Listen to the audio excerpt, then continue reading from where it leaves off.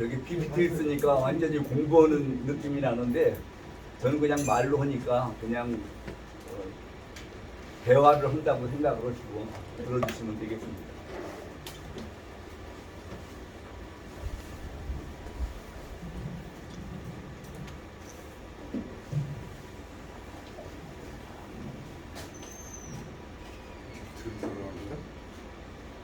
방송 시작했습니다. 네. 뭐 말씀드려도 되나요? 예. 네. 아까 조동근 교수님이 아주 수준 높은 강의를 해주셨는데 무슨 말씀인지 알아들으십니까? 좀 어렵죠. 이거 알아들으시면은 대단한 수준입니다. 결국은 이제 공산주의 이론이 틀렸다라는 거거든요. 자유민주 체제가 맞다는 말씀이신데 그거를 이제 이해하는 방법이 제가 누차 말씀드리지만 공산주의가 선전선동에 강하지 않습니까? 그런데 아까 능력에 따라 이러고 필요에 따라 분배한다. 그런데 지금 우리 조동근 교수님께서는 그것이 절대로 성공할 수 없다. 공산주의자들이 하는 선전선동 내용이 그게 절대로 성공할 수 없다라고 접근을 하신 겁니다. 그게 바로 옛날에 이승만 대통령께서도 공산주의 이념이 그거는 인간 본성에 반하기 때문에 그건 절대로 성공할 수 없는 제도다라고 그거를 그 옛날에 공산주의 선전선동만 우리가 듣고 있을 때 그거를 저대로 가가지고는 저거 인간 본성에 반하기 때문에 절대로 성공할 수 없다라고 판단하신 거는 그 대단한 능력이시죠. 그런데 다행스럽게 그래서 우리나라에서는 사실 남북이 이념으로 대립하고 있는데 그래서 다른 어느 나라보다도 자유민주주의가 왜 좋은 제도인지 공산주의가 왜 틀린 제도인지를 교육을 시켜야 되는데 그거를 우리나라에서는 오랫동안 교육을 못 시켰어요. 근데 지난번에 한번 드린 말씀이기 때문에 최대한 간략하게 요약해서 말씀드리면은 그거는 왜 그런 이념 교육을 못 시켰느냐.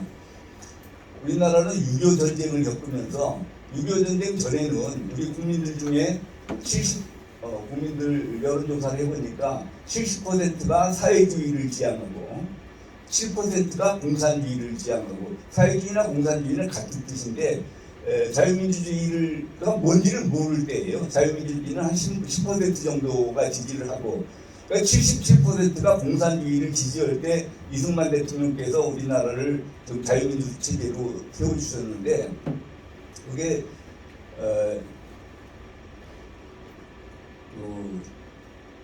왜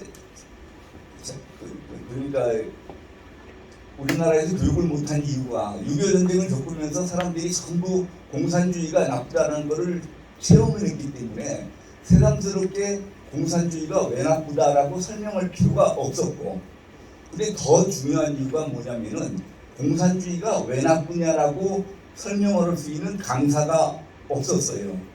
근데 이제 조동근 교수 같은 강사가 계셨으면은 됐을지 모르는데 조동근 교수님 말씀도 알아듣기가 어렵잖아요. 왜 공산주의가 나쁘다는 건지 알아듣기가 어렵거든요. 그래서 윤리 도덕 시간에 공산주의 과목을 넣어가지고 이념 교육을 해보려고 해도 이 강사가 공산주의가 왜 나쁘다고 설명을 못하고 이념 교육 시간에 공산주의를 가르치라고 그러면은 공산주의가 왜 나쁘다는 걸 가르쳐야 되는데 그걸 가르치지를 않고 뭐 유물상환이라든지 자본론이라든지 노동가치설이라든지 이런 공산주의의 이론을 가르치니까 이거는 공산주의를 선전해 주는 것밖에 안 되잖아요. 그래서 이제 그럼 잘못하면은 공산주의를 찬양한 것이 되니까 방공법 위반으로 강사가 처벌받기도 하고 그래서 이제 사실상 이제 이념 교육을 포기한 상태가 됐는데 다행스럽게 우리나라의 1970년대 후반에 명지대학교 윤원구 교수라는 분이 이 양반은 아주 공산주의 이론에 정통하신 분이죠. 그래서 학교에서도 공산주의 이론을 가르치고 그랬었는데 이 양반이 혼자 생각을 해보니까 1970년대 후반에까지가 이제 공산주의하고 자유민주 체제하고 이렇게 세 개가 양분이 돼 있는데 공산주의 국가를 보면은 사실은 노동자 농민이 주인이 된다고 해서 노동자 농민이 주권자고 지위가 향상이 돼야 되는데 이 양반이 1970년대 후반에 전 세계의 이거를 실정을 살펴보면은 공산주의 국가는 하나같이 수령 1인 독재 체제고 노동자들을 주인이 된다는 노동자들은 아무런 주권도 없고 그야말로 자유민주 체제, 자본주의 체제에 사는 노동자보다 훨씬 불우한 생활을 하고 있고 그래서 이 양반이 근데 사람들은 이제 그런 것까지 심각하게 생각을 안 하고 공산주의가 이론은 좋은데 현실이 그에 미치지 못해서 이런 결과가 나타난다라고 정도로 생각을 하는데 윤원구 교수님은 공산주의 이론에 정통한 분이기 때문에 아니 그게 말이 되느냐 이론이 좋으면은 결과도 좋아야지 근데 이론이 좋은데 어디 하나같이 결과가 저 모양이냐 이거는 뭔가 공산주의의 비밀이 있다 라고 생각을 해가지고 그 당시 공산주의 종주국인 소련의 정치학 교과서, 경제학 교과서 이런 거를 찾아가지고 다시 공부를 했어요. 다시 공부를 해가지고 보니까 공산주의 이론에 이런 비밀이 있구나. 제가 여러 번 말씀드렸으니 다 아실 거예요. 공산주의 이론이 애초부터 이중구조로 되어 있다. 무슨 말이냐? 우리한테 선전하는 내용은 공산주의의 선전 이론이고 우리는 공산주의의 선전 이론밖에 못 듣는 거예요. 자기네 공산주의가 내부에서 적용되는 이론은 실천 이론이라고 해가지고 선전 이론과 실천 이론이 완전히 다르게 이중 구조로 되어 있는 거예요. 그래서 이게 사람이 이중성이다, 이중 구조다. 그러면은 이게 하는 말과 그 속마음이 다르다든지 그래서 처음부터 사기꾼이라는 얘기 아닙니까? 그래서 제가 이제 공산주의 이념, 좌경 이념이라는 건 기본적으로 사회적 약자를 이용하여 정권을 획득하려는 사기극이다라고 제가 정의를 했는데 이 양반이 그 공산주의 이론의 허구성을 발견한 거예요. 그러니까 지금 조 교수님이라든지 이승만 대통령이라든지 이런 분들은 공산주의자들이 하는 선전, 그 선전을 듣고서 사람들은 거기에 넘어가는데 이 양반들은 넘어가지를 않고 저거는 인간 본성에 반하는 선전이기 때문에 능력에 따라 일하고 필요에 따라 분배한다. 아까 때 맞을 수가 없다고 설명해 주셨잖아요. 그런데 이제 사람들은 거기에 솔깃해가지고 노동자 농민이 주인이 된다. 뭐 이런 말에 대해서 솔깃해서 넘어가는데 냉철한 이성을 가지신 이승만 대통령 같은 분은 저거는 인간 본성에 맞지 않는 주장이기 때문에 저 선전 이론은 성공할 수가 없다. 저 선전은 성공할 수가 없다. 이렇게 판단했는데 대부분의 사람들은 그렇게 판단할 능력이 없어요. 그런 건 아주 어렵습니다. 그래서 다행스럽게 1970년대 후반에 명지대학교 윤원구 교수님이 이 공산주의 이론의 그 비밀을 허구성을 발견해 가지고 그 다음부터 이제 공산주의가 왜 나쁜지 처음부터 사기치려고 하는 거예요. 그러니까 지난번 강의를 못 들으신 분도 있을 것 같아서 약간만 요약해서 말씀드리면은 노동자 농민이 주인이 된다, 주권자가 된다라고 그렇게 선전 이론을 하는데 실천 이론으로 또 소련은 이게 어떻게 적용이 되고 있느냐. 처음에 노동자 농민이 주권자가 된다고 해놓고서는 농민을 믿지 말라.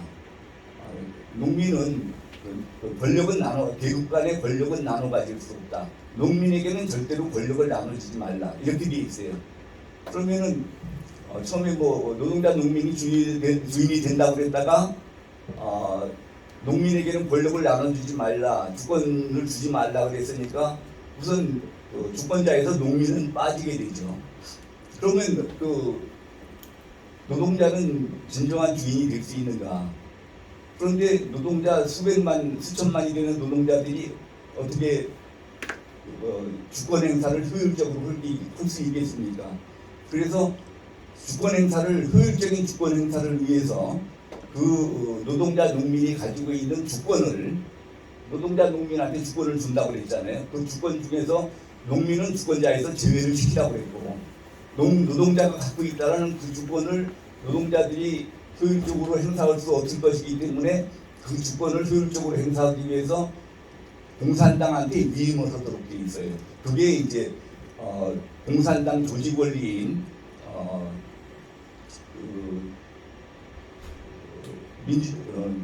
민주주의 중앙집권제, 민주집중제라는 이론이에요. 공산당의 조직 원리입니다. 그런데 그래서 이제 공산당한테 주권을 줘버리니까 노동자는 지금 주권자입니까? 아닙니까? 주권자가 아니죠. 공산당한테 줘버렸으니까.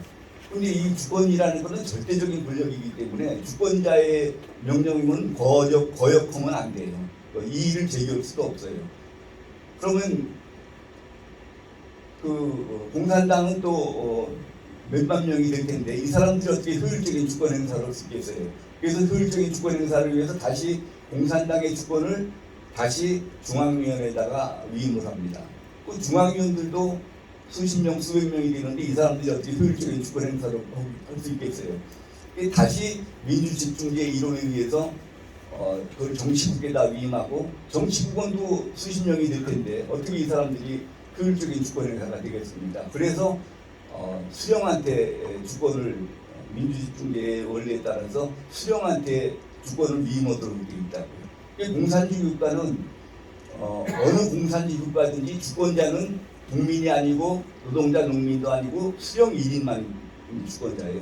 그러니까 수령이 주권자이기 때문에 수령의 명령에 대해서는 무조건 복종을 해야 되죠. 거기에 대해서 이의를 제기한다든지 그러면 그건 완전히 반역 기능이 되죠.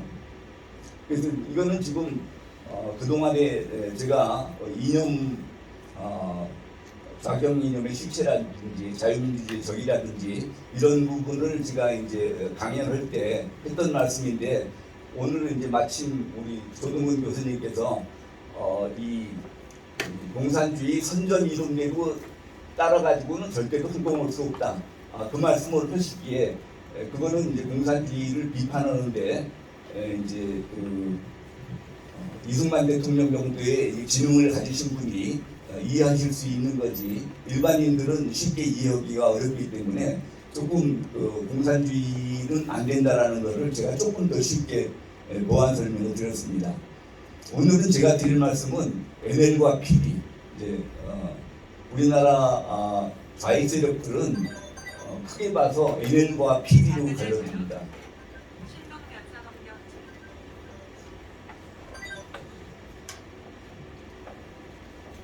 1980년대 우리나라 전국 대학가에서 일제히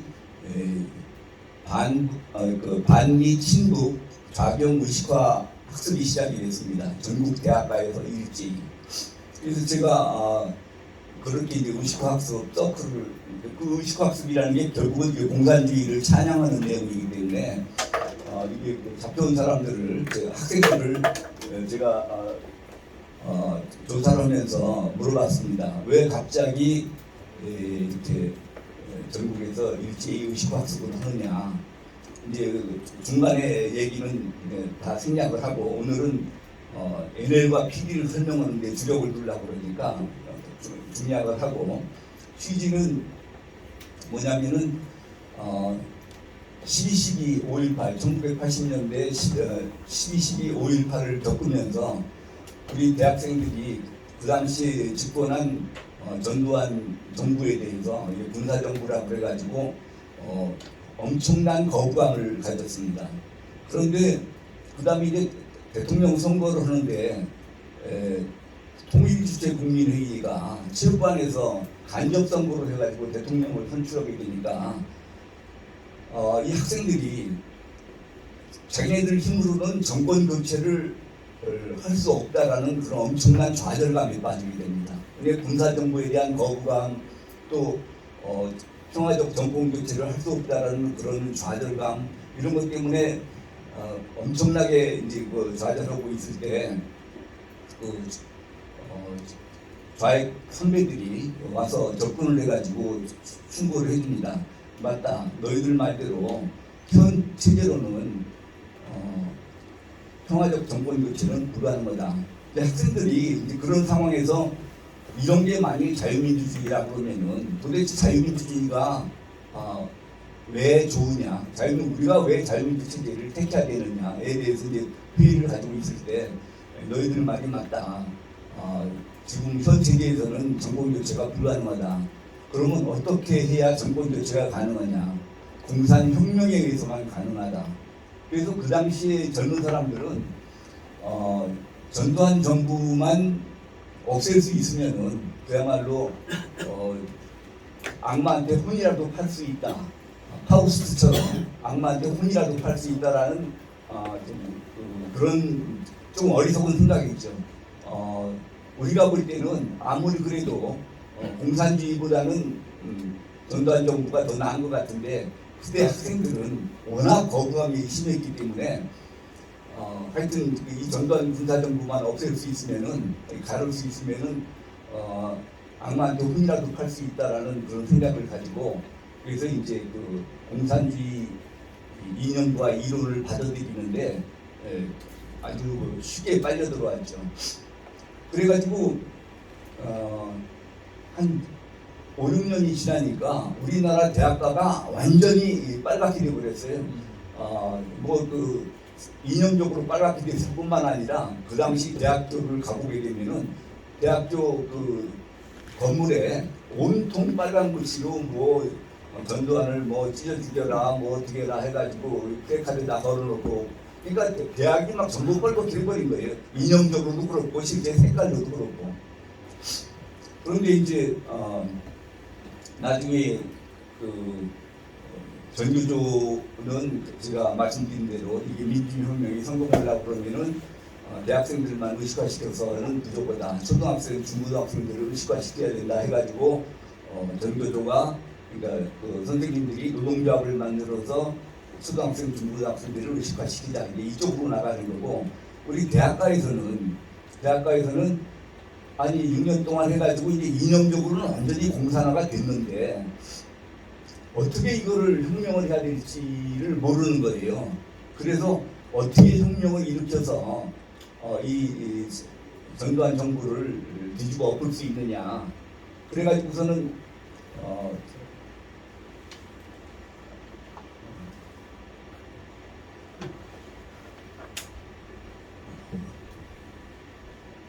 1985년쯤부터는 혁명론을 이제 공부하기 시작합니다.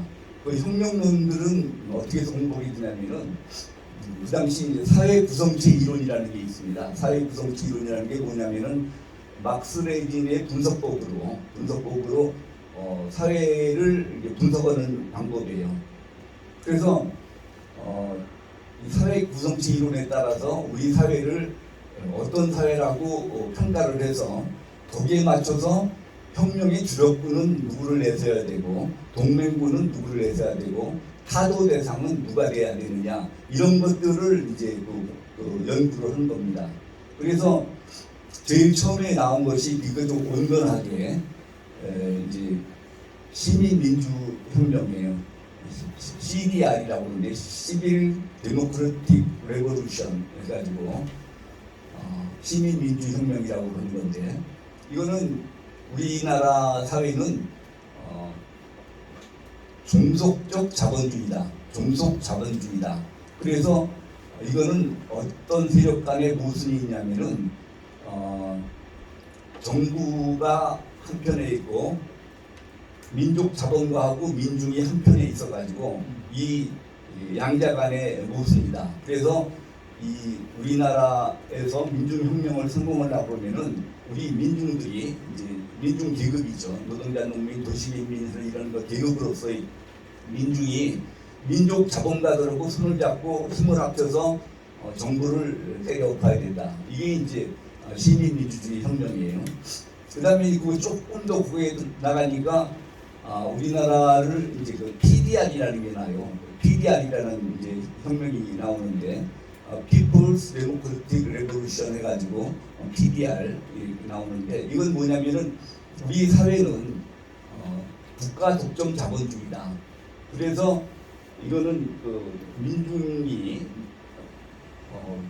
정부하고 독점 재벌이 한편이 되고 그 이 독점 재벌과 정부가 민중을 타누르기 때문에 이 민중들이 정부와 독점 자본을 타도해야 된다. 그게 이제 PDR이.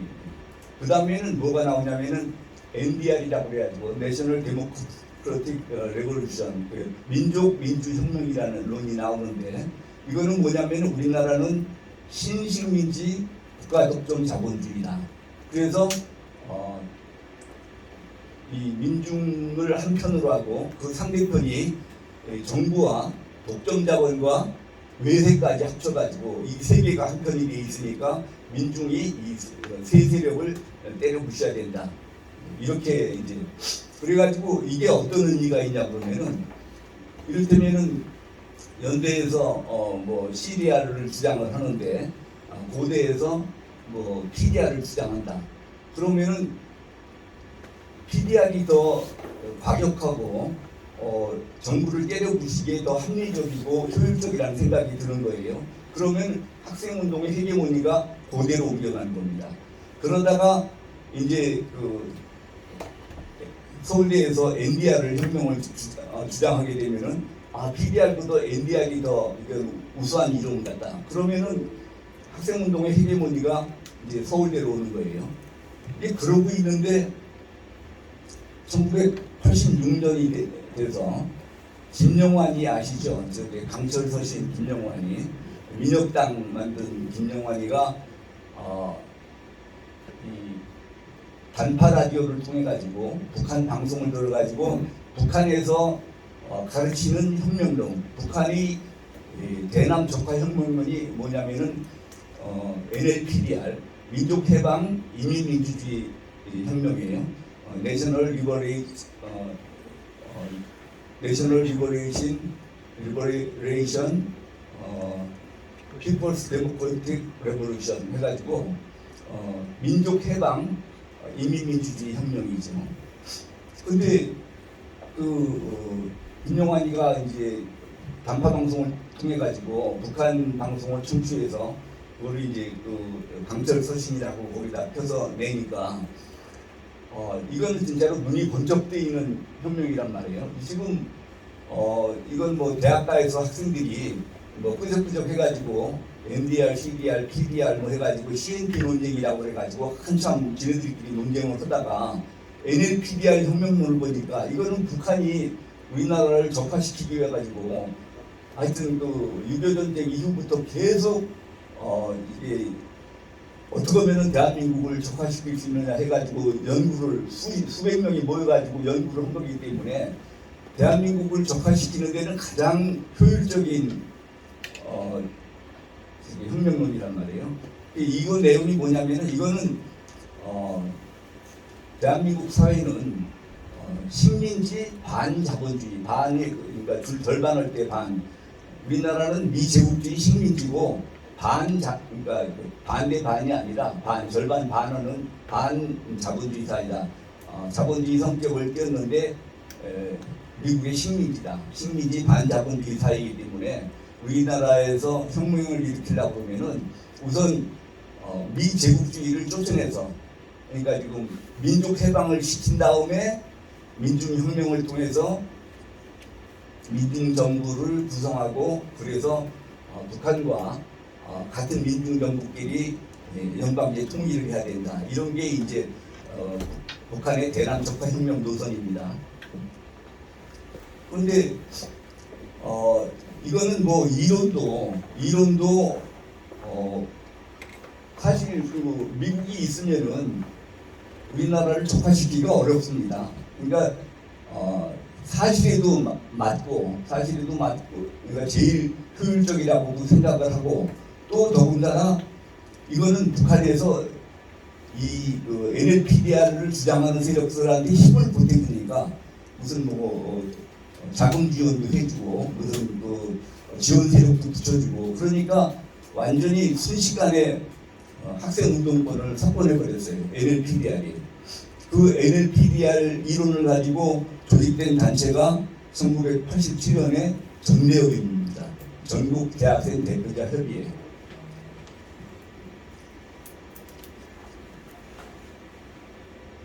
근데 우리 그 공안 당국에서는 전대협이 그런 민족해방 이민민주주의 혁명론을 가지고 강령으로 삼고 그거는 학생단체인데 그건 대한민국을 지금 그 전복하겠다는 내용 아닙니까? 그래서 근데 이제 전대협을 이적단체로 사법 처리를 하려고 하다가 보니까 전대협이 이름 그대로 전국 대학 단체 전국 대학생 대학 대표자 협의회란 말이에요. 이걸 협의회를 이적 단체라고 할 수 있느냐? 그래가지고 전대협은 우리가 처벌을 못하고 전대협 중에 정책위원회, 교통위원회, 조국통일위원회, 정책위원회 이런 것만 따로 떼서 처벌을 했어요. 그러다가 1993년이 되니까 이게 이제 발전적으로 해체해가지고 전국 대학생 대표자 협의회가 소멸되고 그것이 한총련으로 바뀌어요. 한국 총학생회 연합으로. 그래서 근데 그 한총련도 전대협이랑 똑같이 강령이 이 NLPDR입니다. 민족해방 이민민주주의 혁명 이론이 강령이에요. 그러면 한총련도 생겨날 때부터 이적단체죠. 더군다나 전대협은 협의회를 과연 단체로 할 수 있느냐 이런 문제가 있어가지고 그걸 못했었는데 한총련은 한국대학 총학생회 연합이어서 조금 단체성을 갖고 있잖아요. 그래서 저걸 이적단체로 하면 좋겠다라고 생각은 했는데 저희 검찰에서만 저것이 이적단체인 것을 아는 것이 아니고 경찰, 기무사, 안기부 다 저게 이적단체인 걸 알아요. 그런데 한총련이 다 학생들 이렇게 시끄럽게 그러니까 다른 수사기관에서 저것 좀 어떻게 좀 이적단체로 좀 안 해주느냐고 우리한테 이제 그 요청을 하는데 제가 이제 그거를 쉽게 이적단체로 규정을 못한 이유가 뭐냐면은 저희가 이게 1981년 가을에 부산에 제가 공안검사로 있을 때 부산지검에 공안부가 생기면서 제가 공안부 창설 멤버인데 그때 불임 사건이 터졌어요. 의식학습 조그만 사건들은 여러 개 있었지만 노무현이가 자기가 불임 사건을 변론을 하면서 인권을 알고 사회를 알고 정치를 알게 돼서 자기가 대통령이 될 수 있게 해준 사건이라고 해가지고 엄청난 그 의미를 부여하고 그래서 친노 그룹에게는 불임 사건이 완전히 신성시되는 사건인데 그 사건 때 학생들이 김일성이를 존경하고 공산주의로 가야 된다 이렇게 주장을 해서 이거는 우리가 끔찍한 얘기인데 우리가 그걸 발표를 못했어요. 왜 발표를 못했느냐? 그 당시 남북 간의 대립이 한참 심한데 우리 대한민국의 대학생들이 김일성이를 존경하고 공산주의 시기를 원한다라고 발표를 하면은 북한이 얼마나 좋아하겠습니까? 기세가 등등할 거 아닙니까? 그래서 우리가 그런 발표를 못하고 있었는데 1983년 3월 18일인가요? 1982년 3월 18일에 부산 미문화원 방화 사건이 터진 겁니다. 부산 미문화원 방화 사건은 해방 이후 최대의 공안 사건이고 우리나라에서 벌어진 최초의 반미투쟁 사건입니다. 미군이 나가 있는 나라는 어느 나라든지 다 양키 보험 소리가 나오는데 우리나라에서는 그때까지 양키 보험 소리가 전혀 안 나왔어요. 왜 안 나왔느냐? 아니 그 미국이 우리나라가 일제 식민자에 있는 거를 해방시켜주고 또 6.25 전쟁이 나니까 와서 우리를 승리하게 해주고 또 전쟁 후에 다 굶어 죽게 됐는데 그래도 이념물자라도 보내줘가지고 우리 먹여 살려주고. 그런데 우리 기성세들이 생각할 때 이 고마운 미국한테 뭐 나가라든지 미국을 반대한다든지 그런 거는 상상도 할 수 없을 때예요. 그런데 그 미문화원 방화 사건이 터졌는데 얘네들이 휘발유를 한 바퀴에서 사가지고 미국 문화원에 들어가서 도서관 바닥에다가 띄얹고 불을 질러가지고 도서관에서 공부하던 학생 한 명이 타 죽고 또 그것만 한 게 아니라 민문학원은 다 전소됐죠. 그것뿐만 아니라 근처 옥상에 올라가가지고 유인물을 2가지를 뿌렸는데 그 유인물이 뭐냐면은 미국은 더 이상 대한민국을 속국으로 만들지 말고 이 땅에서 물러나라 하는 거 하나 하고 지금 남한은 북침 준비를 완료했다 이런 2가지 제목의 유인물을 뿌렸어요. 근데 이건 뭐 우리가 숨길 수 있는 것도 아니고 길거리에다가 다 뿌려서 그건 뭐 언론사로 다 들어갔는데 그래서 우리가 이제 더 이상 이거를 숨길 수도 없고. 근데 왜 이렇게 황당한 유인물이 나왔는지를 우리 공안검찰이 설명을 해야 되잖아요. 그래서 그야말로 우리가 밝히기 싫은 거를 사실은 우리 그 대학생들이 이렇게 친북 반미 좌경 의식학습을 받아가지고 이런 생각을 가지게 됐다 이렇게 할 수 없이 밝혔는데 국민들은 우리 그 기성세대들은 아니 그게 말이 되느냐? 아니 우리 아들 딸들이 어째 반미를 주장할 수 있느냐? 대한민국의 젊은이들이 어떻게 반미를 주장한단 말이냐? 그건 말도 안 되는 소리다. 이거는 필경 공안검사들이 정통성이 없는 정부를 위해서 군사정부를 위해서 학생들을 공산주의자가 아닌데 억지로 공산주의자를 만들었다. 용공 조작을 했다. 이렇게 나온 거예요. 그래가지고 우리는 사실대로 밝혔을 뿐인데 공안검찰이 용공 조작을 한다고 그래가지고 엄청난 타격을 받았어요. 제가 개인적으로는 그 당시에 미국에 유학가 있던 친구들한테서 영주야 너 꼭 그렇게까지 해서 검사를 해야 되겠냐 그만둬라 뭐 이런 그 편지도 오고 가깝게 지내던 선배들도 이제 너는 이제 아는 척하지 말자 뭐 이렇게 하고 엄청난 그런 그 오해를 받았는데 다행히 개인적인 오해는 1985년 6년쯤 되니까 풀렸어요. 어떻게 풀렸느냐? 그거는 그 산업계에서 공장에서 이 노동자들이 쟁의를 하는데 완전히 공산당식 쟁의를 한 거예요. 사장 불러다가 머리 깎여가지고 저기 드럼통에 넣어가지고 불리고 공장에다가 불 지르고 뭐 폭행하고 그 사람들이 어떻게 우리나라 노동자들이 우리나라 근로자들이 어떻게 저럴 수가 있느냐? 저희가 또 설명을 해야 되잖아요. 그거는 공장에 위장 취업한 우리 그 작용화된 대학생들이 근로자들을 의식화시켜가지고 좀 저렇게 된 거다. 그러니까 이거는 눈으로 보니까 이거 말만이 아니고 그러니까 그렇구나 그건 이해가 되고 제 주변에서는 개인적으로는 그 당시 82년도에 고검사가 한 말이 저게 거짓말이 아니었구나 해서 제 개인적인 오해는 풀었는데 그러면은 대한민국 국민들도 공안검찰이 가지고 있는 오해를 풀어줘야 될 거 아니에요. 근데 그건 아니에요. 그러니까 그 당시에 용공조작한 건 용공조작한 거고 지금 학생이나 근로자들이 이렇게 적용화된 거는 그때 인정을 하고 근데 그동안에 작용화 의식학습을 받지 않은 사람이 갑자기 그렇게 작용화 될 수 있습니까? 그거는 국민들이 그거를 이해를 해줘야 되는데 그건 공안검찰은 뭐 용공 조작한 거라고 여태까지도 그걸 안 풀어줘요. 그런데 그래서 제가 이런 쓰라린 경험이 있기 때문에 이런 공안 사건을 잘못 대처하면은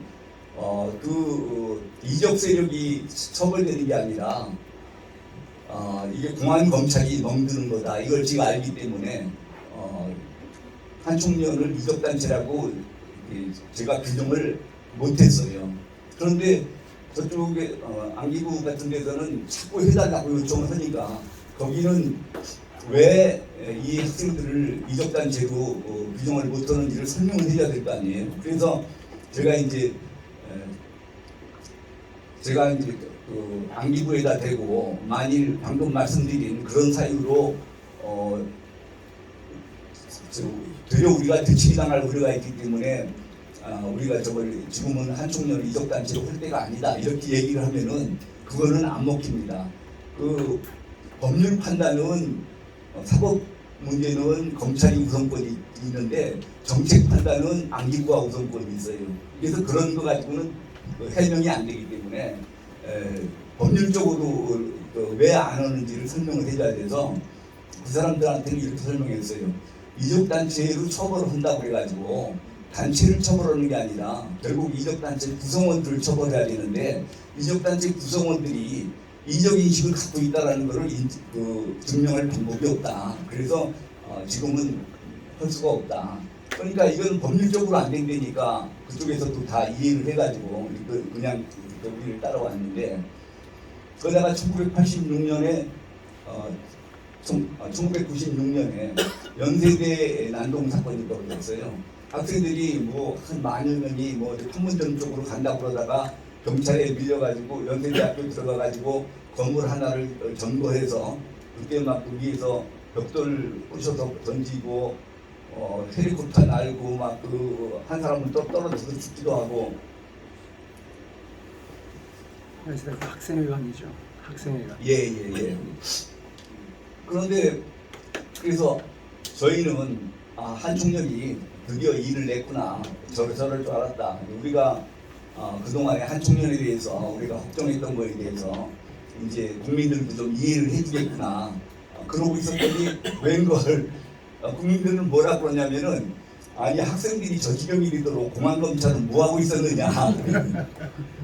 그래가지고 저희는 억울하게 짝이 없지만 그렇게 욕도 먹으면서 참 나라를 지키기 위해서 그렇게 했는데 그래도 어쨌든 간에 이제는 됐다. 국민이 학생들을 무조건 비호하는 단계를 벗어났기 때문에 이제는 이제 한중년을 이적단체로 해도 되겠다. 제가 그 당시 대검찰청 공안기획관이 됩니다. 그래서 제가 관계기관 대책회의를 소집을 했어요. 그래서 이제 경찰, 기무사, 안기부, 교육부, 뭐 노동부 이래가지고 다 국장급들이 모여가지고 우리가 이제 회의를 주재를 하는데 제가 이제부터 한 청년을 이적단체로 규정하겠다, 이적단체로 처벌하겠다. 그러니까 뭐 기무사도 좋아하고 경찰도 좋아하고 뭐 안기부도 좋아하고 다들 좋아하죠. 그런데 반대하는 데가 서울지검 공안 1부, 2부 두 부만 반대를 하는 거예요. 그래서 왜 반대를 하느냐 그랬더니 내가 안기부를 설득하려고 내가 내놨던 그 의견을 그러니까 그 학생들을 가입한 학생들의 이적 인식을 증명할 방법이 없다고 했던 것을 얘네들은 완전히 극과극적으로 이해를 해가지고 나한테 그 얘기를 하는 거예요. 그래서 알겠다. 그런데 그거는 한 청년을 우리가 이적단체로 규정하기로 마음먹으면은 먼저 국민들한테 한 청년의 이적단체성을 알리고 그래서 여태까지 모르고 가입한 사람은 몇 월 며칠까지 탈퇴를 하면은 우리가 불문에 붙이지만 그 이후까지 한 청년에 남아 있으면은 이적성을 알면서 가입한 것으로 간주를 하겠다라고 이제 발표를 하면 된다. 그래가지고 하여튼 억지로 이제 공안 1부, 2부를 달래가지고 그렇게 했습니다. 그래서 이제 5기 한 청년부터 이제 이적단체로 규정돼가지고 뭐 회장이랑 뭐 이렇게 다 이제 그 주요 구성원들 다 처벌되고 또 한 청년은 단체인데 이런 특성이 뭐냐면은 1년 지나면은 구성원이 다 바뀝니다. 그래서 또 6기가 되면 6기 한 청년은 또 다시 수사를 해야 되고 7기 되면 또 7기 한 청년을 다시 수사하고 그래가지고 2011년까지가 한 청년이 그러다 결국은 못 버티고 한총련이 다 이제 해산돼 버렸죠. 그 다음에 한국 대학생 뭐 연합인가 한대련인가 대학생 진보연합. 이제 그 다음에 한대련 다음에 진대련으로 바뀌었죠. 그리고 요새 뭐 한대련, 진대련 있어봐야 거의 역할을 못합니다. 근데 한총련이 아직까지 있었다 그러면은 우리 뭐 선거도 못 치르고 이건 뭐 엉망이었을 겁니다. 그 하여튼 제가 가장 자랑하는 제 실적 세 가지가 이제 민중민주주의가 공산주의나 마찬가지로 이적이라는 것을 제가 제일 처음 밝혀낸 거하고 한총련이 이적단체인 거를 제가 이적단체로 규정한 거하고 전교조가 표방하는 참교육이 이적이념인 것을 제가 밝혀낸 거하고 거기다가 나와서 사회에 나와서는 통진당이 위헌정당인 거를 제가 이론 구성하고 그거를 실행을 시켜서 결국 헌법재판소에서 위헌정당으로 해산시키게 한 거, 요것들을 제가 큰 실적으로 생각하고 있습니다. 그래서 박수를 쳐다가는 얘기를 하는데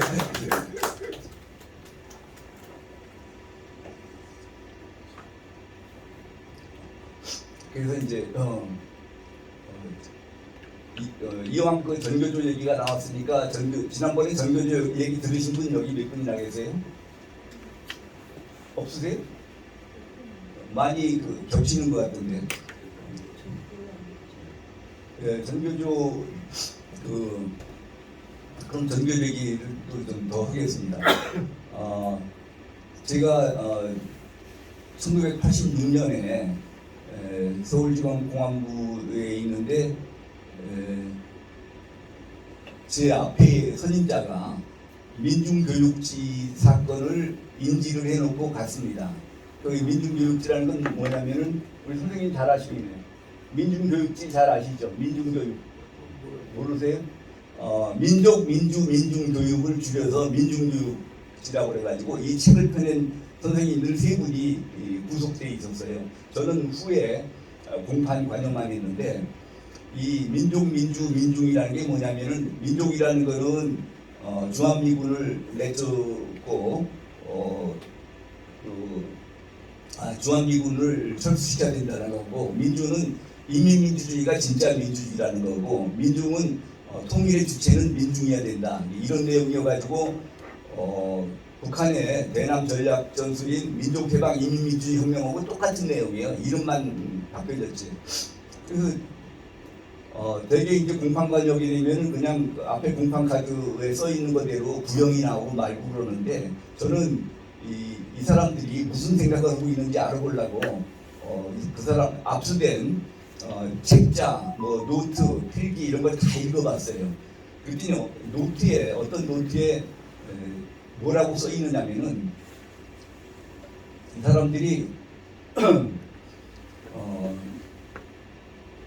그 당시 85년, 86년까지 되면 그 당시 보면은 벌써 전 대학가가 빨갛게 됐다고 말씀드렸잖아요. 이념적으로 완전히 다 공산화가 된 겁니다. 그런데 우리 공안당국에서는 이거 학생들이 이렇게 돼가지고 큰일 났다 이거 걱정을 하고 있는데 지네들도 지네들대로 불만이 있더라고요. 무슨 불만이냐?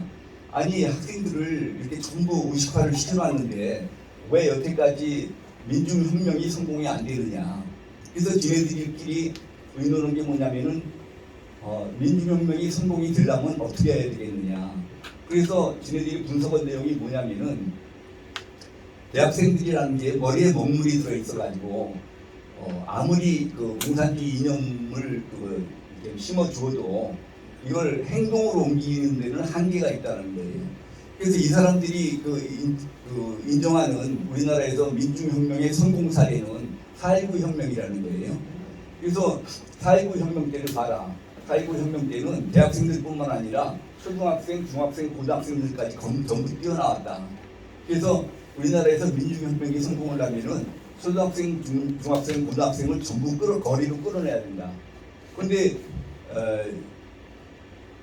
초등학생 이 사람들을 초중고생들을 의식화시키려고 그러면은 대학생들은 선배가 후배를 불러가지고 10명씩 뭐 이래가지고 의식학습을 쭉 스타디 그룹을 만들어가지고 의식학습을 시키면 되는데 초중고생들은 그렇게 할 수가 없으니까 우리 선생들이 노동조합을 만들어서 이걸 학생들을 의식화시켜야 된다. 그런 내용이 써 있는 거예요. 근데 그걸 보니까 그 당시까지는 우리나라에서 선생님들이 노동조합을 만드는 것은 불법이었거든요. 그래서 아니 무슨 이런 황당한 소리를 하나 헛소리를 하고 있다. 그러고선 지나갔는데 1989년이 되니까 선생님들이 전국 교직원 노동조합을 만든다고 난리가 난 거예요.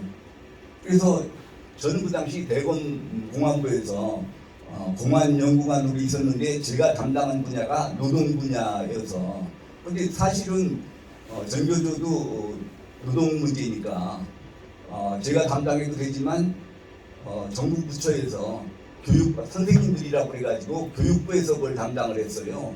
그러니까 거기에 대응해서 우리 검찰에서도 학원 담당이 그거를 맡았는데 저는 그래서 내 담당이 아니니까 신경도 안 쓰고 있었는데 하루는 공안기획관이 공안연구관들 회의를 하자고 불러가지고 가서 보니 그 당시 공안연구관이 6명이었어요. 그리고 공안기획관이 있고 그래서 아니 저 선생님들이 얘기하는 참교육이라는 게 뭐냐? 그리고 왜 갑자기 선생님들이 노동조합을 만든다고 저 난리냐? 그래서 딴 사람들은 아무도 뭐 대답을 안 하길래 제가 참교육이라는 거는 일본 교육 황폐화의 주범이라고 할 수 있는 일본 교원노조가 쓰는 참 진짜 진교육을 우리말로 번역해서 참교육이라고 하는 겁니다. 그 내용은 기존의 교육은 가짜 교육이라는 건데 왜 기존의 교육을 가짜 교육이라고 하냐 그러면은 지금 학생들 대부분은 민중계급이고 이 학생들이 커서 사회에 나가서 부르주아가 될 사람은 극히 소수고 대부분 민중계급이 될 텐데 민중계급이 자식이고 앞으로 민중이 될 학생들한테 자본가를 위한 자본주의 교육을 시키는 건 이건 잘못된 것이다. 그럼 어떤 것이 진짜 교육이냐? 민중이 주인이 나라를 만드는 능력을 키워주는 교육, 민중혁명 역량을 키워주는 교육이 참교육이다. 이런 거고 또 아까 선생님들이 노동조합을 만들려고 하는 이유는 아까 내가 말씀드린 것처럼 그런 이유다. 근데 저는 뭐 제가 이런 말을 지어낼 수 있습니까? 제가 다 걔네들 노트 책에서 본 거를 요약해서 설명을 해준 건데 아니 이 공안기획관이나 다른 연구관들이 하는 소리가 아이 설마 우리나라 선생님들이 그럴 리가 있습니까? 아이 보면은 보험사는 항상 좀 과격해. 그래서 그러면서 내 의견을 우리 검찰의 공식 의견으로 할 것인지를 한번 투표를 해보자고 하더라고요, 연구관들끼리. 그래서 내가 아니 하도 황당해서 아니 아는 사람하고 모르는 사람은 무슨 투표냐. 그리고 나는 지금 10년째 공안검사를 하고 있는 거고 당신네들은 엊그저께 공안부 배치돼가지고 공안검사라고 그러는 건데 그게 무슨 이게 투표 할 일이냐. 그래서 아니 싫으면 관둬라면 내 나라만 망하냐 네 나라도 망하지. 그러고서는 내가 와버렸어요.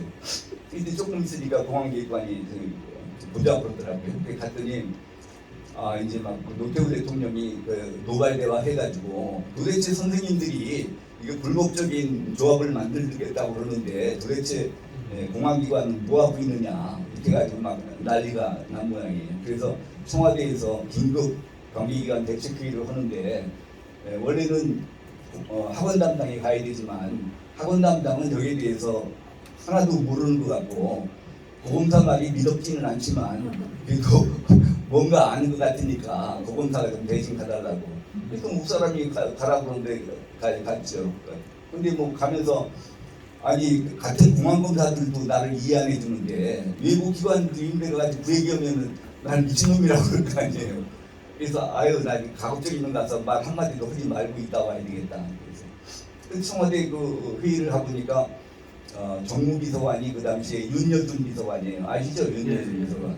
윤여준 비서관이 이제 회의를 주재하고 한 20개 부처에서 국장급들이 다 와 있는데 한 20명이 쭉 이렇게 둥그렇게 앉아 있는데, 나는 저기 윤여준 비서관 왼쪽에 앉고 오른쪽에 양기부 이제 저기서 온 분이 앉아서 쭉 물어보는 건 똑같아요. 도대체 저 사람들에게는 참교육이 뭐냐?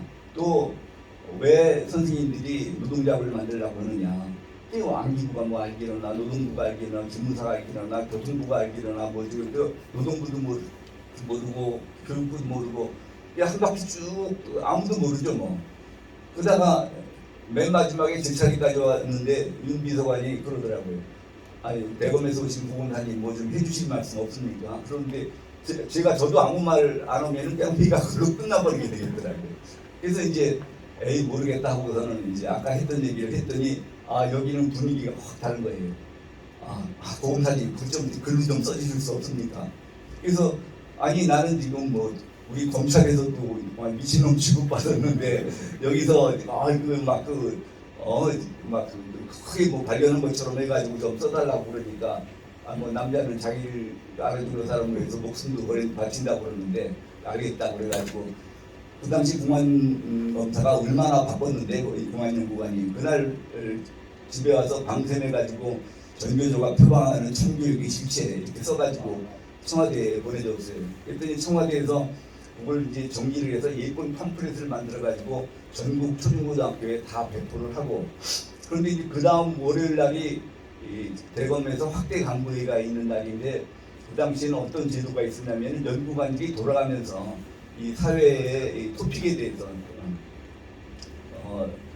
토픽을 정해서 이제 검사장님들 눈기를 키워준다고 그래서 돌아가면서 발표를 해놓은 게 있었는데 마침 그게 내 차례였어요. 그래서 나는 이미 준비해 놓은 것도 있고 그 당시 전교조 문제가 한참 사회적으로 시끄러웠으니까 이거 하면 되겠다 해가지고 그걸 보고를 드렸죠. 그랬더니 그 당시 검찰총장이 김기춘 실장입니다. 비서실장을 시던 김기춘 총장님 아시죠? 이분은 또 얼마나 그 양반이 공안에 밝고 정확한 분입니까? 보험사 그거 즉시 언론에 배포해. 그래가지고 그거야 뭐 우리는 그 문안 다 돼 있으니까 복사해가지고 그 대검찰청 안에 기자실이 있으니까 내려가서 쭉 한 번씩 나눠주면 되니까 그게 배포를 했죠. 그 다음 날 아침에 전 신문에 이거 양쪽 면을 합쳐서 전부 전교조가 표명하는 참교육의 실체 내가 쓴 그대로 글자 하나도 안 틀리게 다 전 언론에 다 보도가 됐어요.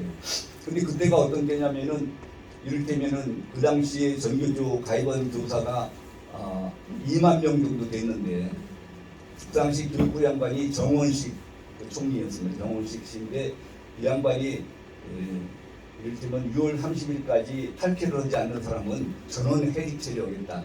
그런데 그 2만 명을 어떻게 해직 처리를 합니까?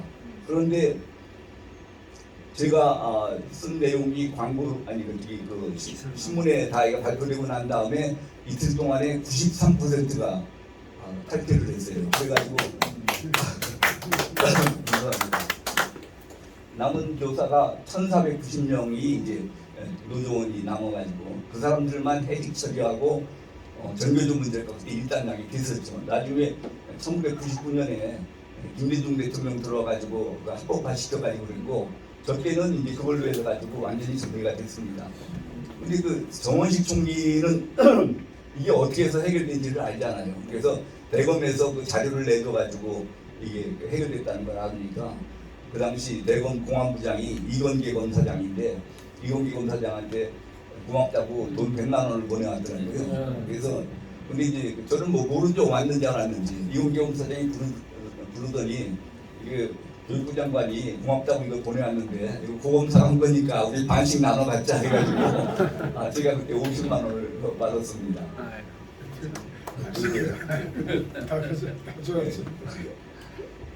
어디 시간은 뭐 충분히 된 것 같죠? 예, 한 5분, 예. 5분 정도 마무리하시죠. 예, 마무리 또 딴 거 하려고 그러면은 시간이 많이 걸릴 것 같아요. 예. 질의응답으로 하겠습니다. 예.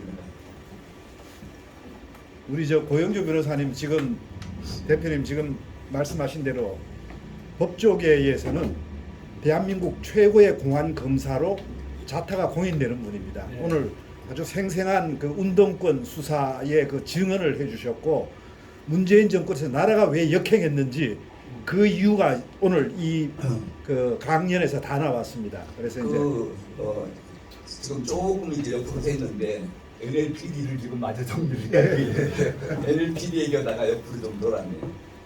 그래서 김용환이가 NLPDR 이론을 전파한 것까지 했죠. 그래가지고 전 대학가가 사실상 NLPDR 혁명론으로 돌았어요.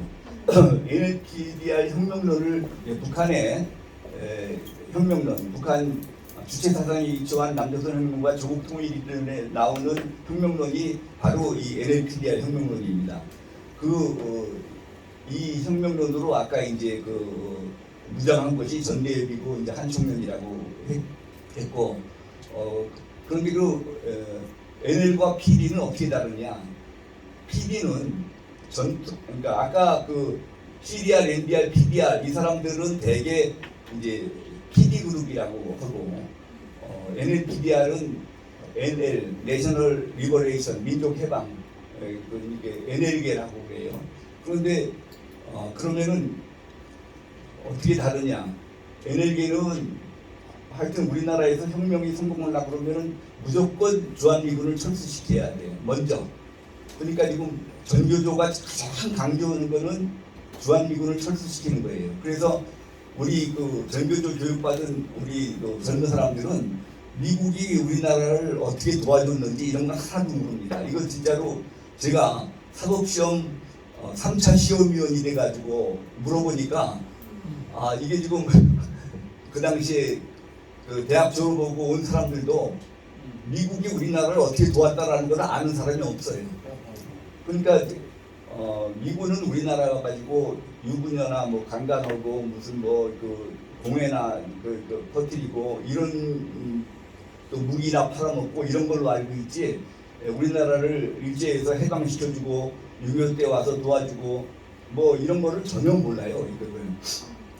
그래서 이제 그런 NL계들 특징은 모든 일의 우선이 주한미군 철수, 미군 나쁘다 이것이 그리고 이제 PD계는 전통적인 막스레닌주의에서 이제 노동자, 농민 이런 민중들이 힘을 합쳐가지고 아까 얘기한 것처럼 이제 정부를 전복하자. 그러니까 지금 주한미군 철수가 우선이냐 아니냐에 따라 가지고 NL계와 PD계가 갈라집니다. 그럼 NL계가 위험하냐, PD계가 위험하냐? 어떨 것 같습니까? NL이나 PD나 위험하기 똑같습니다. 그러니까 다 이거는 공산주의자를 전제로 하고, 공산주의자 중에서 혁명론을 전통적인 막스레닌 혁명으로 가느냐, 이게 북한식의 혁명으로 가느냐, 이렇게 차이가 나는 거예요. 그러니까 총이 위험하냐 칼이 위험하냐 하는 거나 마찬가지. 총으로 맞으나 칼로 찔러주거나 죽는 건 마찬가지입니다. 그러니까 PD가 잡아도 우리나라는 망하는 거고, NL이 잡아도. 근데 이제 NL의 위험성이 훨씬 더 크죠. 저기 북한하고 직접 연계가 돼 있으니까. NLPD에 대해서는 이제 설명을 드렸는데, 한번 질문 있으시면 말씀해 주시기 바랍니다. 저 혹시 NL계하고 PD계하고 상당히 대립하면서 자기들끼리 내부 충돌이 굉장히 많다고 하는 얘기를 좀 들었는데 맞습니다. 자기들끼리 이념 대립이라든지 그런 이 운동권의 이념 대립이라는 게 진짜 엄청납니다. 그래가지고 NL계는 PD계는 NL계 보고 어떻게 김일성이를 따를 수가 있느냐, 저것들은 진짜로 완전히 바보 멍청이 아니냐, 그리고 상종을 안 하려고 그러고, 또 이제 NL계들은 PD계 보고 저거 재교육 대상이다. 아무리 선배라도 소용없어요. 이게 주사파 이론을 안 배우면은 쉽게 설명드려서, 제가 이제 막스레닌당의 대표를 구속해서 했는데, 인간적으로 친해져가지고 그 다음에 형사부 나와가지고 저를 찾아왔어요. 그러더니 그래서 여기서 어떻게 지내자 그랬더니, 아이고 말씀도 마십시오. 저 여기서 지금 재교육 받고 있습니다. 새까만 후배들이 어마어마한 선배인데 이거 지금 NL 쪽을 모르니까 재교육 대상이라고 그렇죠. 그런데 우스운 거는 지난번에 그 촛불 집회 이후에 문재인 정부가 들었을 때 이것들이 뭡니까 그 힘을 합쳤어요. 그래서 사실은 누구죠? 조국이는 PD계인데 그거 가지고 문재인한테 가가지고 아양을 떨어가지고 제일 가까운 사람이 됐잖아요. 그게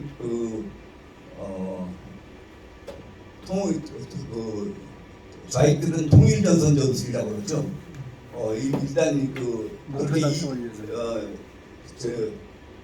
목적이 다르더라도 일단 가까운 목적 하나를 위해 가지고 힘을 합쳐서 이제 박근혜 정부를 타도하는 데는 PD계든 NL계든 목적이 같으니까 힘을 합쳐서 박근혜 정부를 타도하고, 그런데 결국은 나중에 NL계가 잡고 PD계는 뭐 조국이 하나 구제됐고 상당한 대우를 받았죠. 그래도. 네. 지금 현재 그 정치계 현재 있는 민주당 쪽에 보면 NLPD계가 나눠 있을 거 아니에요. 네. 대체적으로 거기 주동자들이 오는 사람들이 지금 정치권에는 네. 거의 다 NL계예요. 그러니까 그러니까 PD계들은 지금 이제 민주노총이나 네. 이런 데 조금 남아 있고 거의 지금 NL계가 있어요. 지금 뭐 전대협 1기 의장이 이인영이, 네. 2기 의장이 오종식이, 3기 의장이 임종석이 뭐 이렇게 전대협 애들이 다 들어가 있어요. 그런데 지금 한 청년 애들은 조금 많이들 못 들어갔어요. 이게 정치권에서 생각할 때 한 청년도 저건 너무 과격하다고 생각하는 면도 있었고, 하여튼 뭐 그래서 같은 이념을 가져도 전대협 애들이 많이 들어가서 정치에는 많이 했죠. 선점을 했죠. 지금 한총련 끝 기수가 몇 살쯤 됐습니까? 2011년도에 아마 해산이 됐을 거거든요. 그러면은 그때가 한 25세쯤 됐다고 치고 35, 6세. 뭐 35, 6세 정도까지 됐겠네요. 아직 모르네요. 그것들 죽을라는. 그리고 그 전대협에서 이제 한총련이 이렇게 넘어오잖아요. 예. 그럼 그 전대협이나 한총련이 그 이전에 그 일본의 그 적군파 예. 이런 애들하고도 뭔가 연계가 있고 그랬으니까 교육을 받았다든가 아니면 아니 아까 말씀드린 것처럼 강력. 이 참교육이라든지 네. 이런 거에 대해서 이론이 일본이 아무래도 우리보다 빠르잖아요. 예. 그래서 이제 일본에서 그런 이론을 받아들여서 제가 한 거지 우리가 적군파하고 직접 연계는 없어요. 예. 우리는 적군파보다는 북한의 지시, 지령, 학습을 많이 받죠. 아까 단파 라디오로 해가지고 NLPDR 학습시키고 하는 것들이 다 북한에서 한 거고, 북한의 뭐 지원도 받고, 김용환이가 올라가가지고서는 잠삼타고. 나중에 북한에 가서 40만 달러 받아왔나, 20만 달러 받아왔나, 뭐 그런 식으로 또 뭐 김일성이 또 2번이나 만나고 그랬잖아요, 김용환이는. 그리고 김용환 그 사람이 이제 전향하지 않았습니까? 전향을 했죠. 그런데 지금 시대정신 그룹이라고 그래가지고 뉴라이트 쪽이라고 하는데 그 사람이 전향을 했어도 주체 사상은 맞는다. 김일성이가 주체 사상을 모르더라. 김일성이가 주체 사상을 모르는 거에 대해서 마음이 안 맞는 거지. 그러니까 황장혁하고는 굉장히 가까웠어요.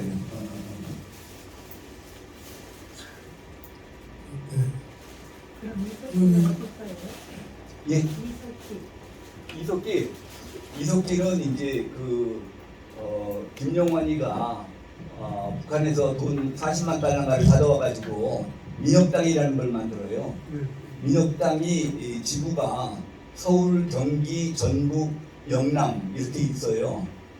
그런데 이제 경기동부연합. 예? 경기동부연합. 전북 연합 같은 거는 김용환이가 나중에 전향을 하면서 다 끌고 가서 전향을 했어요. 그런데 경기 쪽은 이석기나 이런 애들이 용인 그거를 안 따르고 그냥 그거를 그 민족당 잔존 세력이죠 그게.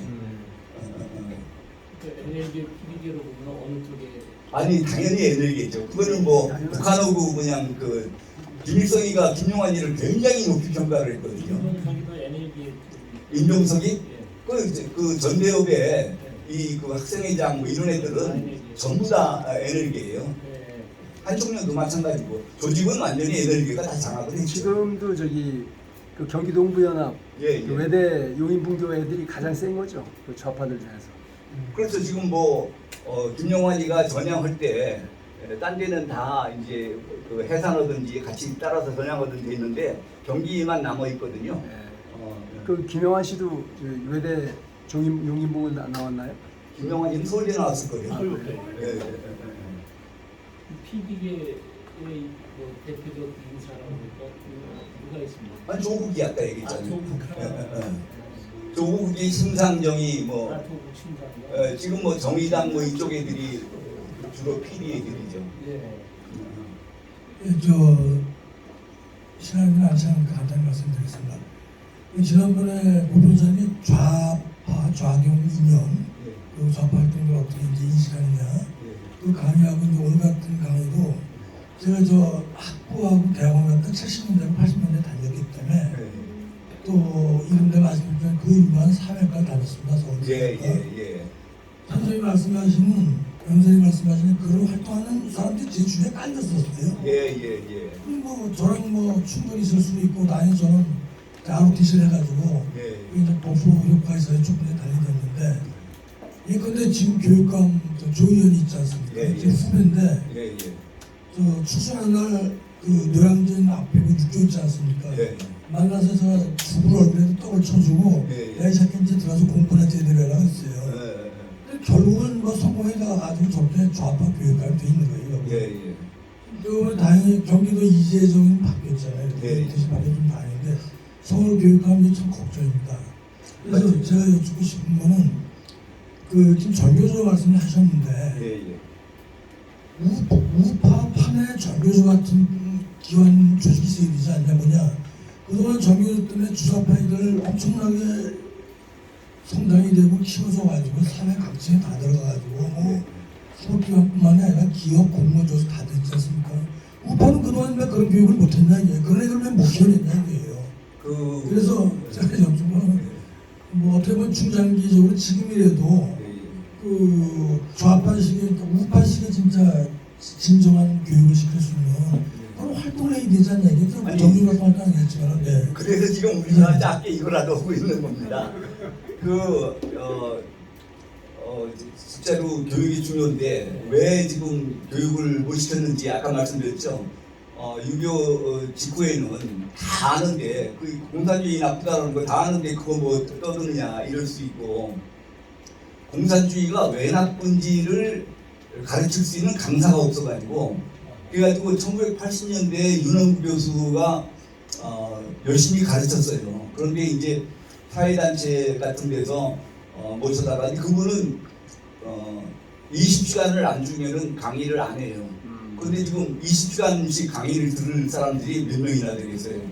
그러니까 그러고 그거를 강의를 들은 사람이 저는 공안검사로서 강의를 들었는데 그러니까 저는 좀 남다르게 들었죠. 아 이게 굉장히 중요한 얘기구나 해가지고 들었는데 다른 사람들은 그냥 뭐 이게 무슨 의미가 있는지 모르니까 하나도 전파가 안 돼요. 지금 그 윤원구 교수 이중이론 문제를 지금 전파하고 있는 사람이 아마 저 하나밖에 없을 거예요. 근데 저도 뭐 강의를 많이 했는데도 그건 굉장히 고차원적인 이념적 사상적 얘기고 예. 우리 위에 어른들 유교 다 겪었잖아요. 예. 공산당에 나는 싫어하는 애까지 있었잖아요. 강화도 고중에서. 예, 그것이 그건 그걸 몇십 년 전 얘기인지 알아요 지금? 여기서 지금 6.25 겪은 사람이 몇 분이나 있습니까? 저희 대표님 뭐라 해야 지금 현재는 이 대학생 좌파 단체는 없는 거죠. 대학생 좌파단체요? 그 대진여같이 조그만한데 말고 큰 규모는 없는 거죠. 그러니까 지금 대진현이라고 있더라고요 지금 예. 조그맣게. 그러니까 지금 그런 한 청년이 분들이 뭐- 와야 되면서 네. 사실상 대학의 운동권은 거의 소멸된 거죠. 그리고 이제 사실 우파 단체가 대학생에 꽤 많아졌어요. 지금 아시다시피 예. 그 각 대학별로 트러스 프로 만들어져 가지고 예. 이제 우파 그 이제 대자보 붙이고 지금 대학교 가 보시면요, 대학교 대자보에 가 보시면은 우파 대자보는 다 붙어 있는데 좌파 대자보는 안 붙어 있어요. 지금 뭐 바뀌었어요.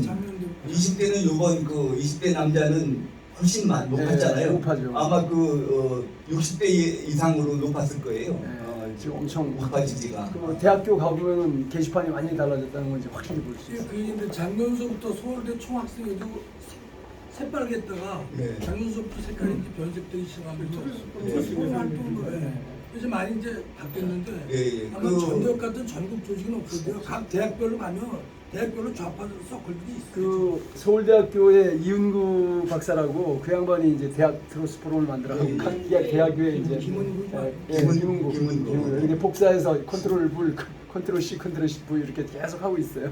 네, 그런데 제일 중요한 거는 그 공산주의 이론의 허구성을 알려주는 게 난 제일 중요하다고 생각해요. 여러 가지 방법이 있지만 그런데 그래서 2011년도에 그 당시 장관이 이번 그 교육감 선거 나오려고 그러다가 했던 누구죠?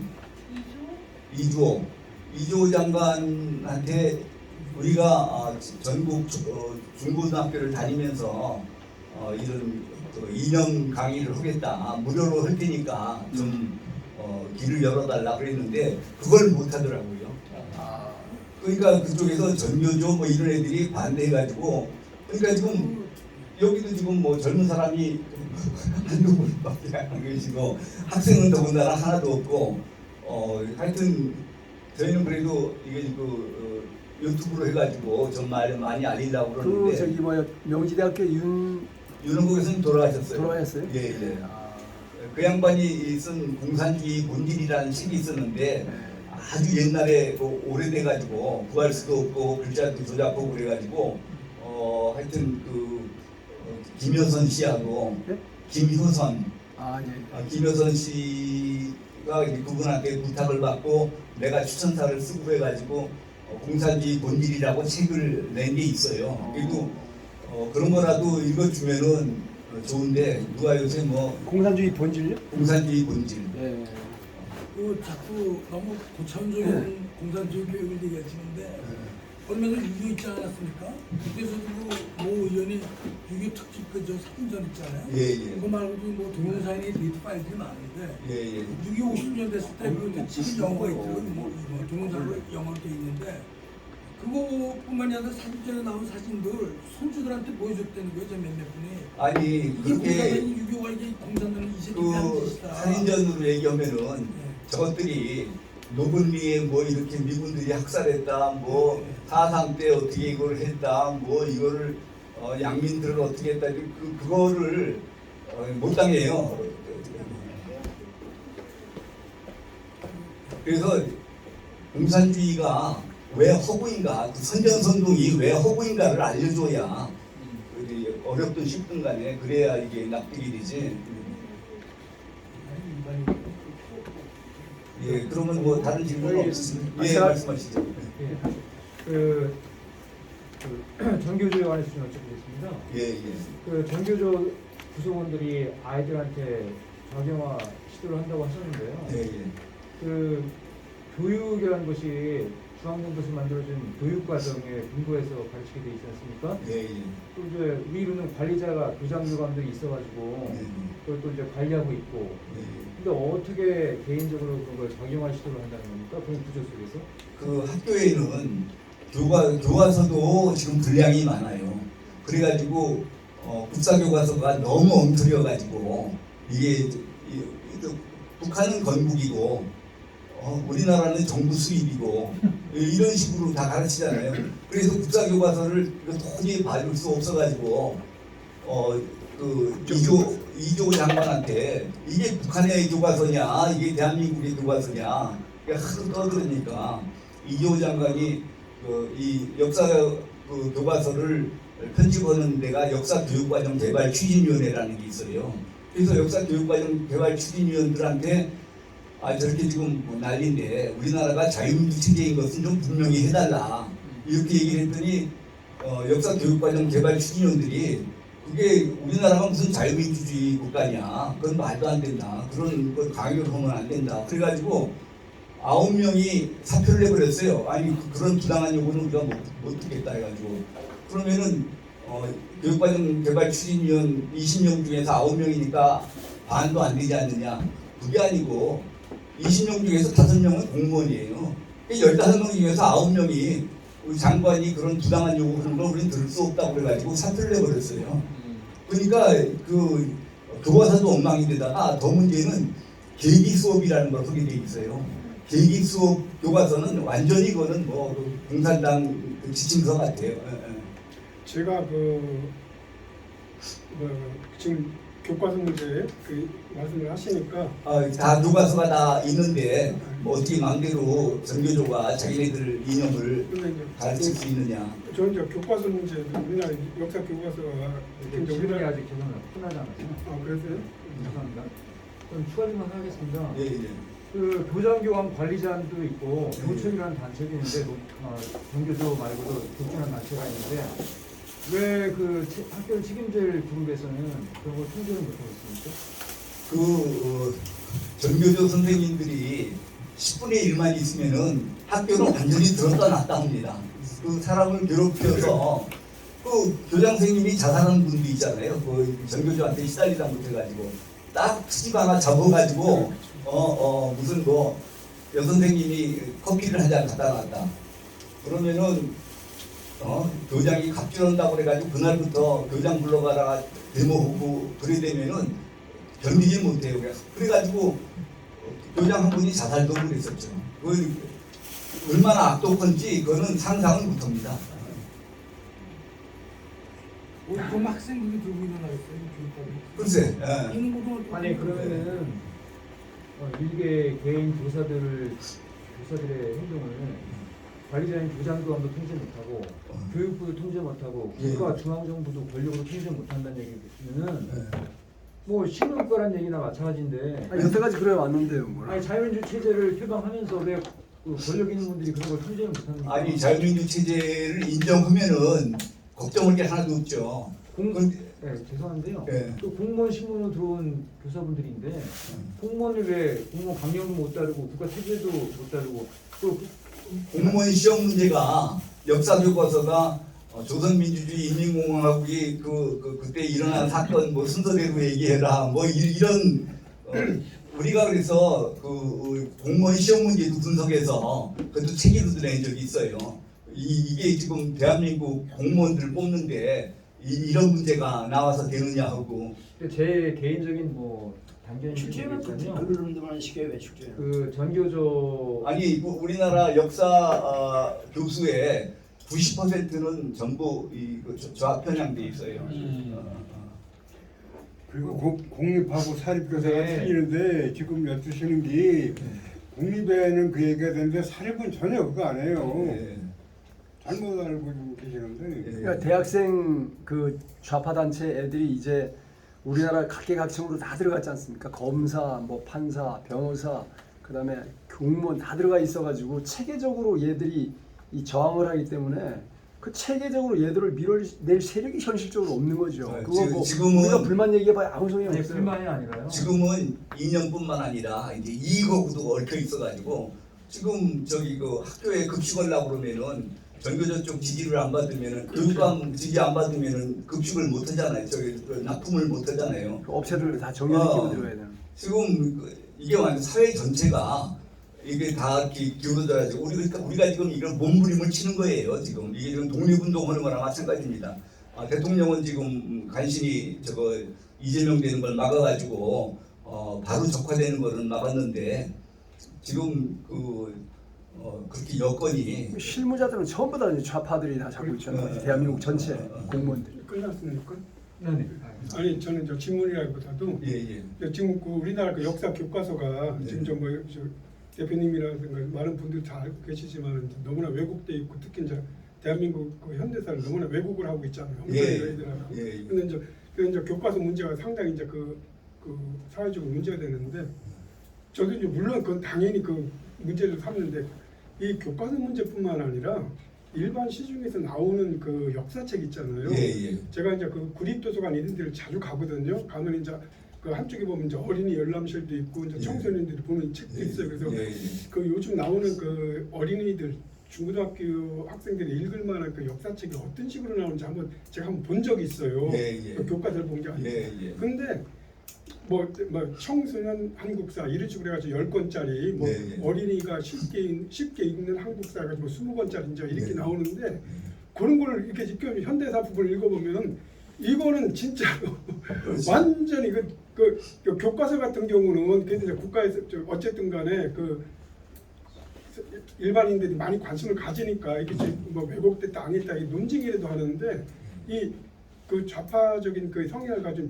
그 출판사에서 나오는 그런 책들은 전혀 그런 문제화 되지도 않잖아요. 아니 그게 이유 시스템 자체가 그 도서관에 있는 사서들도 다 좌파예요. 그러니까 그런 책을 사주는 거고요. 그런 책을 부모들이 와서 이제 우리 우파들은 그런 조직력이 없고 책을 안 만든다는 그래서 얘기죠. 이게 참 상당히 그 문제가 이거 교과서보다도 어떻게 생각하면 더 크지 않느냐 하는 생각이 그렇죠. 지금 뭐 그 우리나라 이병도 씨 이런 분들이 어떤 전통 사관이 이제 하다가 이 약삭받은 역사학자들이 그래가지고는 더 자기네들이 넓힐 분야가 없잖아요. 그러니까 북한의 교과서를 그대로 베껴가지고 그거를 민중사관이라고 그래가지고 그걸 가지고서는 뭐 박사학위도 받고 석사학위도 받고 북한 거 갖다 늦게 되면은 그냥 학위가 나오니까 그래가지고 우리나라 역사학자들의 90% 이상이 전부 그렇게 돼 있습니다. 그리고 지네들은 자기네들이 주장하는 그 이론하고 다른 이론을 주장하는 이런 전통사학자가 있으면은 그거를 이 학계에서는 사문난적이라고 그래가지고 그거는 발을 못 붙이게 합니다. 전혀. 그 그런 식으로 하면 그 식민사관이다. 옛날에 일본의 식민사관 이런 식으로 몰아가거든요. 예, 맞습니다. 뭐 지난번에도 중고등학교 역사교과서 127쪽인가요? 그걸 검토한 교육위원이 있더라고요. 그래서 근데 다 읽어봤는데 뭐 기가 차대요. 제가 좀 거는 그냥 앞으로 저거 어떡할 거냐 이게 그런 거. 이런 얘기는 수없이 지적이 돼갖고 논의가 됐는데. 우리가 지금 몰라서 그러는 게 아니고 지난번에 헌법 개정이 좌절됐잖아요. 그 헌법 개정 중에 가장 중요한 문제가 자유민주주의에서 자유를 빼고 민주주의로 바꾸려고 하는 거잖아요.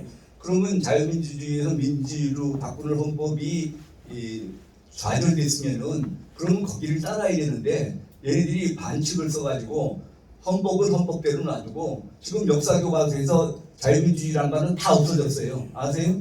그래서 왜 자유민주주의를 왜 그 민주주의로 바꾸느냐?